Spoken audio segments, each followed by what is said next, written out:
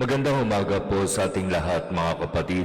Magandang umaga po, Father. Araw ng Huwebes sa ikatatlong linggo sa karaniwang panahon at nagpapatuloy tayo sa ating pagninilay mula sa ikalawang aklat ni Samuel sa unang pagbasa. At dito sa ating narinig na pagbasa ngayon, napakaganda ng naging parabang pakikipag-usap ni David sa Diyos. Para kay David, sino ako, Panginoon? At ano ba naman ang aking sambahayan upang ipagmalasakit ng ganito?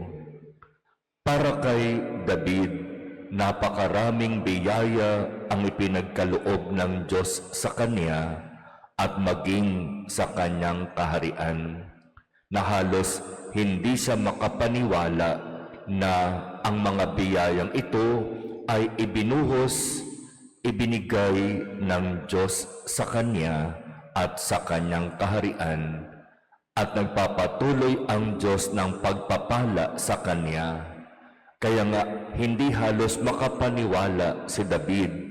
Para sa kanya, sino ba naman ako para pagpalain mo, Panginoon, maging ang aking kaharian ay iyong pinagpapala? Ano ba naman ang mayroon kami ng aking sambahayan, ng aking kaharian, at kami pinagkakalooban mo ng maraming mga biyaya na hanggang ngayon ay tinatamasa namin.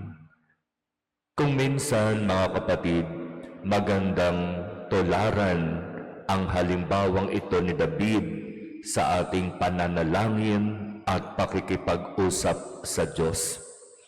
Kasi di ba, kung babalikan lamang natin ang ating buhay, kung iisa-isahin natin ang napakaraming biyayang tinanggap natin mula sa Diyos, talaga namang halos katulad ni David, nag-uumapaw ang biyayang ibinibigay ng Diyos sa atin, di ba?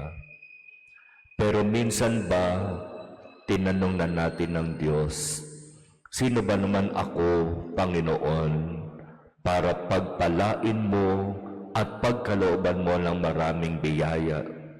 Ako'y isang makasalanan at patuloy akong nagkakasala, at maraming pagkakataon na ako ay sumusuway at tumatalikod sa iyo.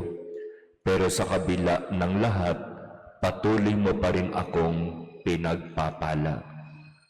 Di ba sa ganitong mga pagkakataon, mas dapat tayong magpasalamat sa Diyos?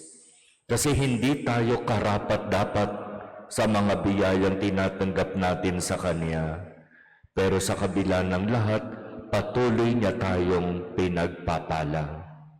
Kaya salamat talaga sa Diyos sa biyayang patuloy na ibinibigay niya sa atin.